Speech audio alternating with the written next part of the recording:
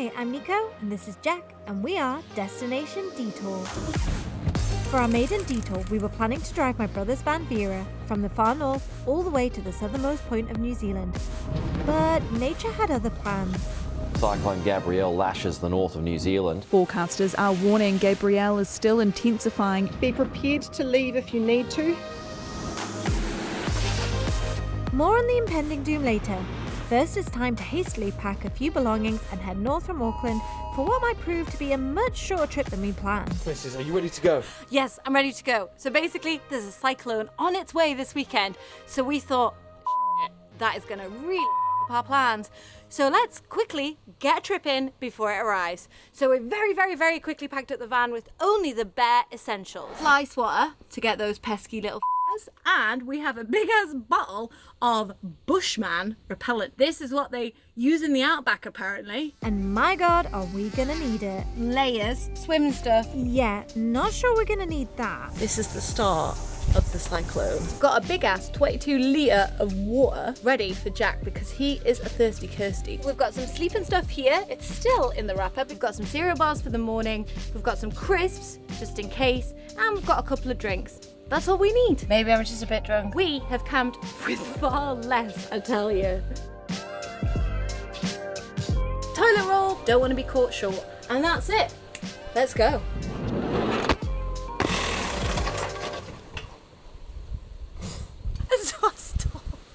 Okay, here we go. I've been driving an automatic for the past 2 months, so it's gonna take a little while to get used to it, let's put it that way, but you know. Whew, that's what this is all about. We'll be tackling many thousands of kilometres of splendid but windy roads in the coming weeks, so we should be absolute pros by the end of this trip. But first, we need to find our way out of Auckland, New Zealand's biggest city. Oh no. Ah, that's better. Love a good road trip sing-song. Leave me a comment with your road trip song of choice. Although, I reckon we should find a good feed before it gets dark, because after all, who knows when the bloody cyclone will close down all the restaurants. Get the bug spray on, see if it works.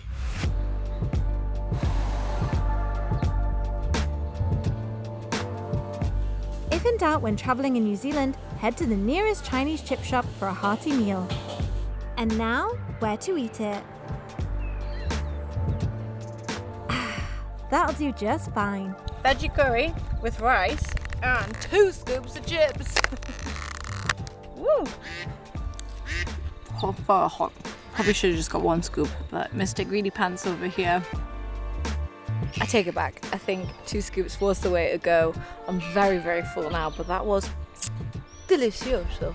After fueling ourselves, we need to fill the car because we forgot to do that when we rushed out of Auckland. All fueled up, but I forgot to film our incredibly stressful journey along a very windy road to our first campsite. But don't worry, we are going to show you many incredible roads during our trip. Anyway, time for wine. Cheers to our first night in the van. We've made it to a campsite. We're making the bed. It's not quite as easy as my brother did it when my brother did it. Maybe I'm just a bit drunk. Or maybe... I don't know if this is right. I think this is the start of the cyclone. Just a little bit windy. Just a little bit windy. Well, that seems like perfect weather to head to the beach. We are in a gorgeous national park after all. Oh, it's blowing a bloody gale out there, mate.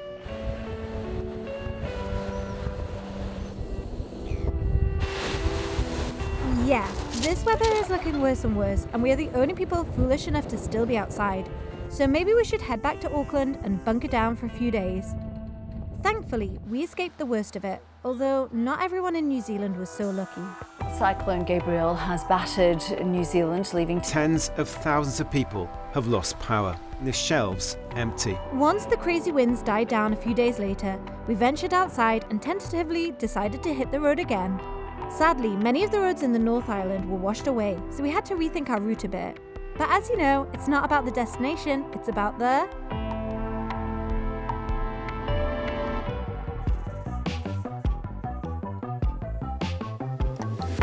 Right, all packed up and ready to go. There's only one slight issue though. Spoiler alert, this won't be the last time it rains on this trip, so I say, let's just go for it. Bye! Oh, have you got the key? Why would I have the key? You're driving. I've not had it all day. Oh, we ain't getting very far without a key though, are we? Panic over, I found the key. Now we can go.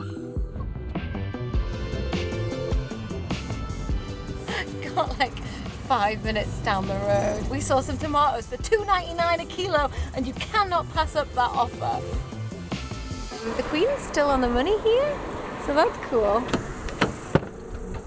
Alright, take 2. Alright, take 3. Bloody hell, Jack, let's get this road trip underway. Forgot. We need to get petrol. We're not going to get very far without that. But, top tip, I've got a voucher for Pack and Save, which saves me 6 cents a litre. Absolute bargain, fam.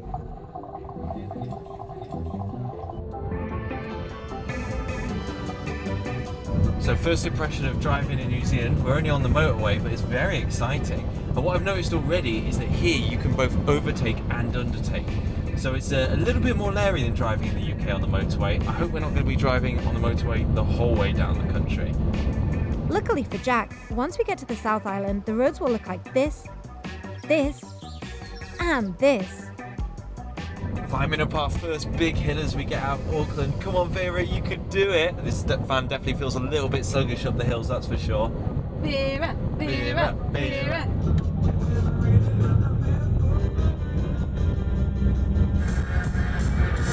After all this excitement, I think I need a wee.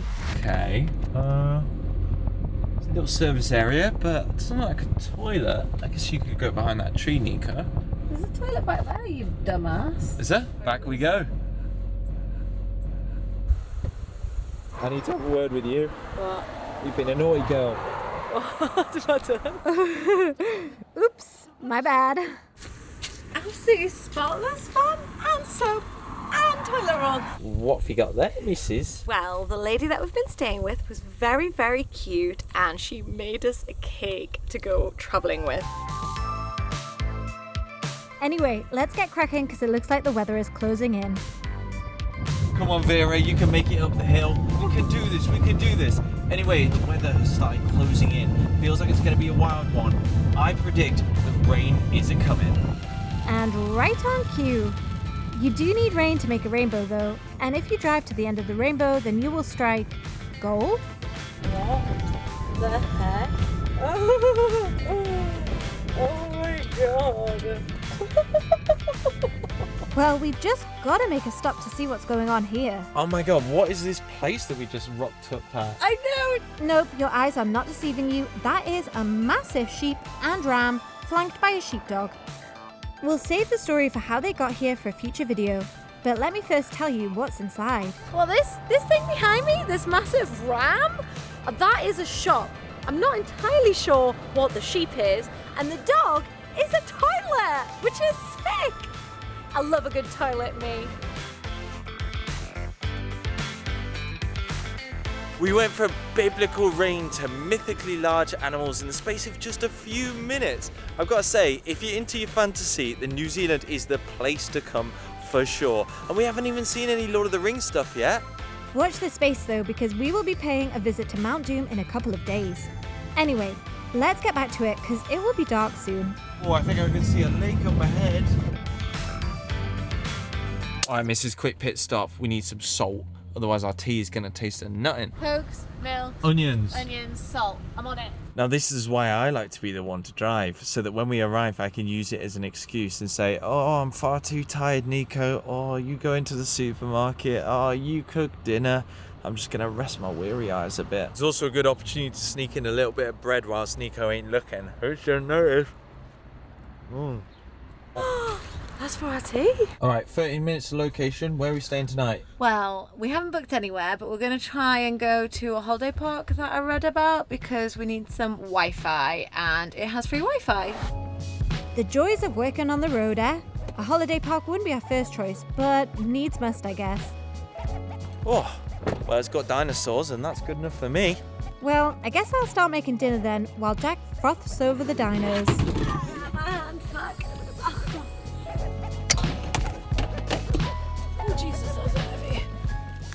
fresh basil. You're good at making pasta sauce.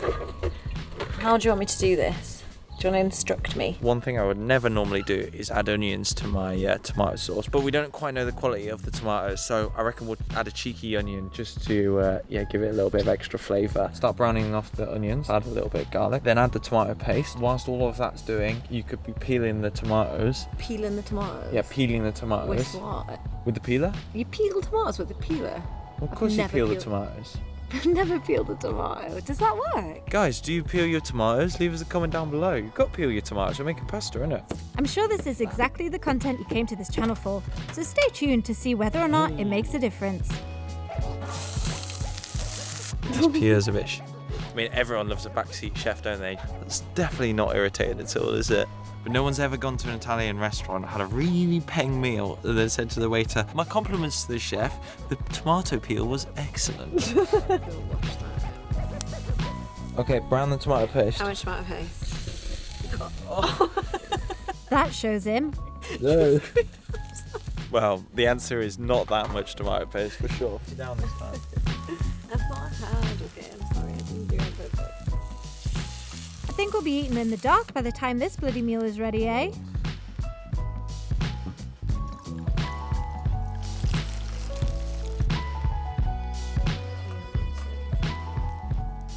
And ta-da! Pasta's spot on. Really lovely al dente. Well done, baby. I think we can call that a success. Cheers to that. But now comes the even harder part. You've got to take all the dishes and go wash them up. Yeah, and I'm going to leave you to do something about all the midges that are on this curtain. Ew. For our first night, we've opted to stay in Moorland RV park.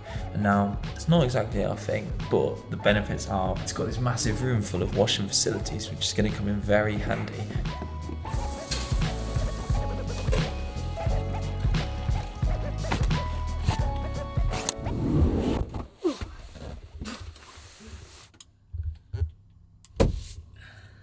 This space here is our bed. Oh, right, good night. What's the plan? Well, plan is, missus, I am going to go for a wee. Yep. I'm going to take my retainer out and then I'm going to make you a cup of tea. Well, that sounds perfect. Can I stay in bed or?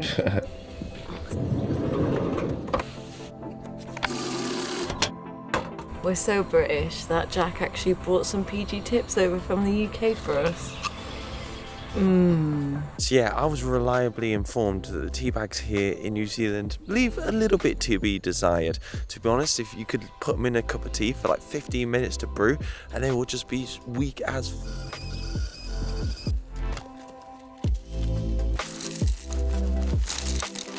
In case you didn't realise, Jack's a 6-year-old boy and you don't want milk in your dry cereal now. No, I like my cereal like my humour, dry and difficult to swallow. Wow, I bet he was rehearsing that line all night. Cheers. Cheers. Oh, that's a solid brew, missus. Oh, so that tea has finally made me feel human again. Yeah. Oh, God, how have you found the experience so far? Well, I found it quite fun because it's like a bit novel being outside and you're camping, but also I feel like you need a lot of patience for this sort of lifestyle. I'm somebody who likes everything to be quite tidy, and it's a case of getting everything out and putting everything back, and getting everything out and putting everything back, and so it's quite slow going.